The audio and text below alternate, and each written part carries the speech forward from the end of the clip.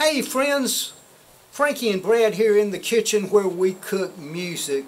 Brad and I are going to chat a little bit today about some of the best concerts we've ever seen and some of the worst concerts we've ever seen. Brad, kick it off. Alright, the first concert I ever saw, 1966, I believe it was in December.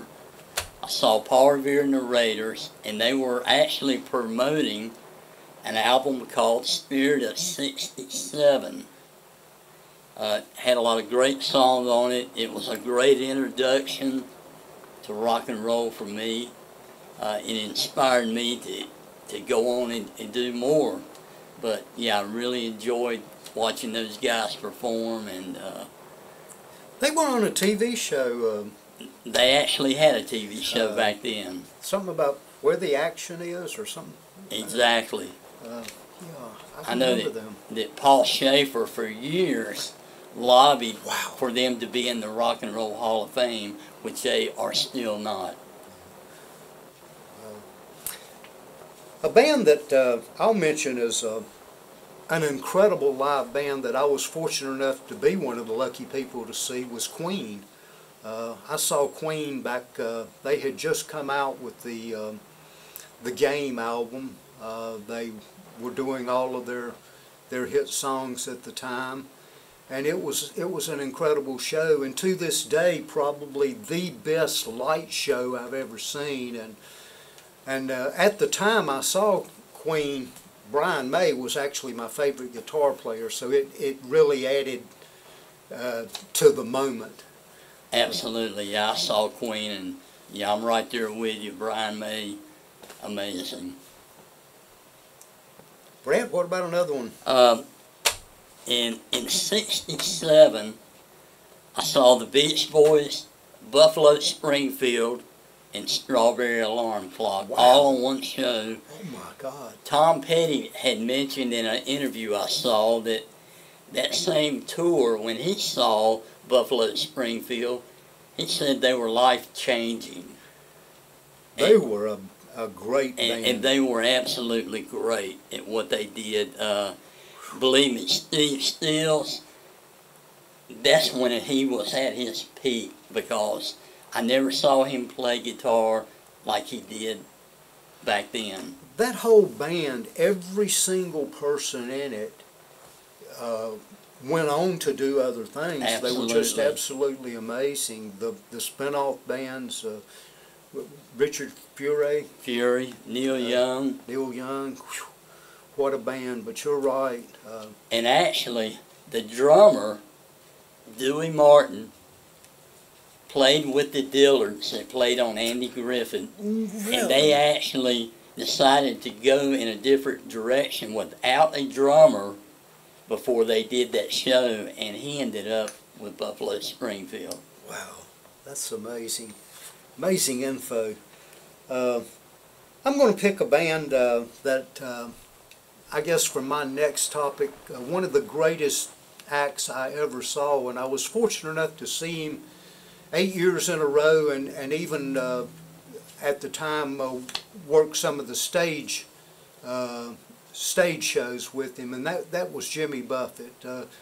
Of all the people I've ever seen, I never saw a bad show with Buffett, and he was one of the nicest, most humble guys I've ever met. He would just go out of his way to make you feel like just meeting you made his day. I mean, he just really had that charisma, and I have to mention Buffett. His shows were always good. Yep. You never hear anything bad about him. It's always positive. And his band was absolutely amazing. The harmonica player, I don't remember his name, but he was just unreal. As well as Barry Chance played guitar with him for a while. He went on and played with the Blues Brothers. But again, Buffett would be somebody that I have to throw the big nod out for.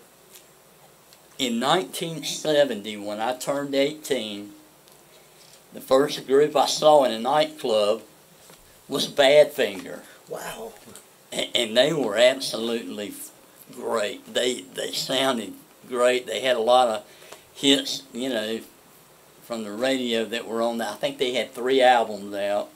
The 2 that they had just put out were their high marks, and they put on a great show. But yeah, I was very lucky. The cards fell where they were leaving out of the Greensboro airport the next day, so they had one night free, and a club owner knew their manager and said, "Hey, how about getting them to play my nightclub?"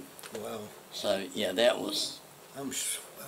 They were an amazing band. They were amazing, and they had a very sad story to tell.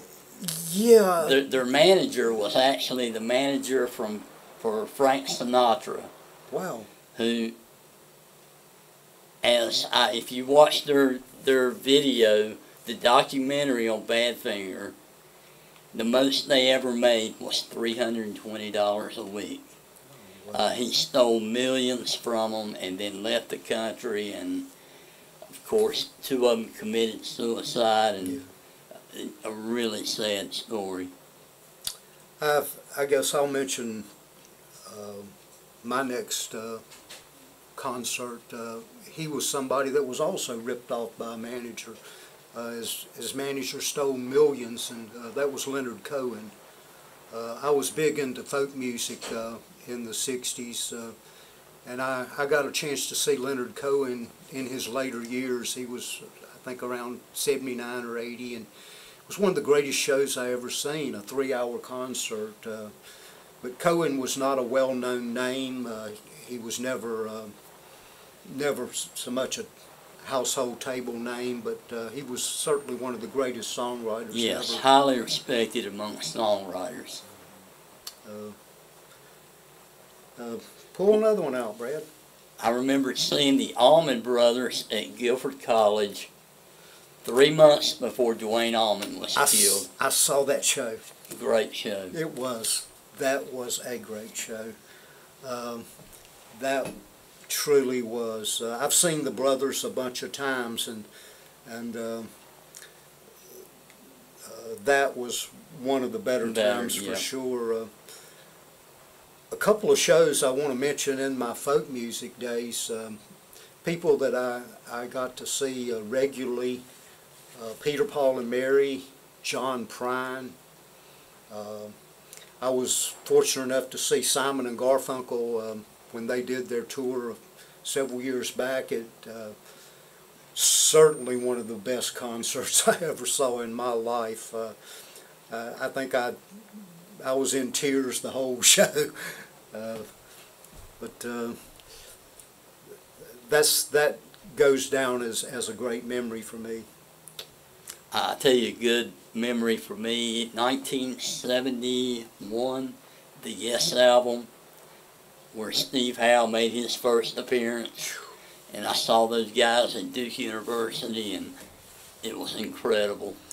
I remember you used to play that stuff. That's some hard stuff to play. Absolutely, yes. Wow, Steve Howe, what a guitarist. Wow. Let me look at my list here real quick.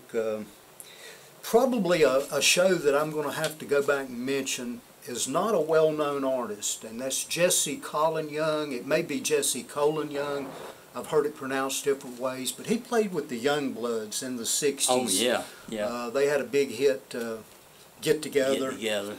But I was able to see him at Charlotte, North Carolina back in the, I guess it was the late 70s. He was doing his solo stuff at the time, and to this day, that is one of the greatest shows I've ever seen. He came out and he played acoustic, he played 12-string, and then he had a telly and played electric. It was like he did 3 different sets. It was played for over 2 hours and to a sold-out show, and to this day, that's one of the best memories of one of the greatest shows I've ever seen. I mean, he's up there with Bruce Springsteen and a lot of the greats. Wow. Well, it's always great when you feel like you got your money's worth. That's true. I'll mention a show that I didn't get my money's worth, and You mentioned the Allman Brothers earlier. I saw the brothers at the Greensboro Coliseum years ago, and Dickie Betts was just so drunk that he was stumbling up against the amps, knocking over equipment. It was just an absolute terrible show. And I know there were about 8 or 10 of us there, and we were all looking at each other, waiting for somebody to say, "Let's walk out, let's go." But we saw that whole show, and it was just depressing. But I have seen the brothers when they were good. Yeah. You know, it just depends on the weather. You know, I saw Led Zeppelin in '75. They were horrible. Plant couldn't hit the notes like on the album. Jimmy Page played no solos like the album. The only highlight of that night was the opening act, Poco. Timothy B. Smith was their bass player and singer. They were great. I used to have a good friend that he swore that Jimmy Page drank so much that he would often be a half a step off when he was playing leads, or sometimes even a whole step off. He would just forget where he was at times. But I know when Page was right, you know, he one of the greatest guitarists ever. But he did have a reputation of getting a little sloppy on the live shows, for sure. A band that disappointed me tremendously, and this rates as one of the worst shows I ever saw live, was the Beach Boys. I went to see the Beach Boys. Billy Joel opened for them and was actually outstanding. This was back, I think he just had the piano album out, but he was really good. But the Beach Boys, their instruments were so loud that you couldn't tell, you know, what they were playing. All the songs just bass running together. It was just a terrible show, and a real disappointment for me at the time. Well, I tell you, a show I remember that I really enjoyed was Alice Cooper with Free and Todd Rundgren, all three bands. Wow. And it was like $7.50, and all three of them were just outstanding. I got a chance to see Alice. That was the Killer tour. I saw Alice in the later years. He was doing the, I think it was the Frankenstein show, and it was incredible. Judas Priest was the headliner, and Alice just put on a great theatrical show. It was really surprising. It's the only time I ever got to see him. I wish that I could have saw him back in the early days. Unfortunately, at that time, I was listening to nothing but folk music, and I wasn't going to see a lot of rock and rollers, you know. You, on the other hand, you were, when I was seeing Peter, Paul, and Mary, you were out there seeing the rising rockers. Well, I'll tell you, one guitar player that changed my whole outlook on how to play guitar was Eric Johnson. I've seen Eric 5 times. Wow. When I first saw him, he had just came out with Avia Musicom, and that was an incredible show. Every time I've seen him, it's been incredible. I was lucky enough to see Eric Johnson once when I lived in Dallas, maybe 15 years ago, and humbling experience. Eric Johnson is one of the greatest, and arguably by many the greatest guitar player ever.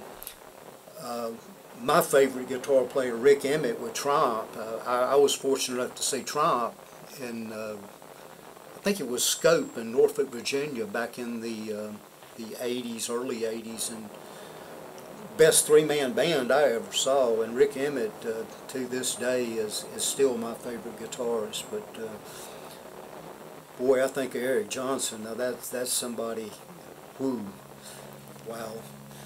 Yeah, another player that knows Eric and has done things with Eric was Steve Morris of the Dixie Dregs. Yeah, I saw them, and they were incredible. I never got to see the Dixie Dregs. I had two of their albums, the first two. I know Steve Morris and Rick Emmett used to do some jam sessions Yeah, together. they sure did. And Rick Emmett talks very highly of Steve Morris and but he's somebody that kind of fell under the rug. You know, he's played with Deep Purple for Right. years, but he's certainly one of those guitar players that a lot of people don't know. No, of. yes. Well, anything else? I think that's it. We've just kind of hit on it. You guys out there, tell us some of the bands that you come up with, concerts that you've seen that you liked, and tell us the good, the bad, and the ugly. Some of the good, some of the bad. We'd like to hear from you. And again, give us a thumbs up. If you like us, subscribe to our site. And hey, a couple of old farts here, Brad and Frankie, here in the kitchen. And thank you for your time. You have a great day.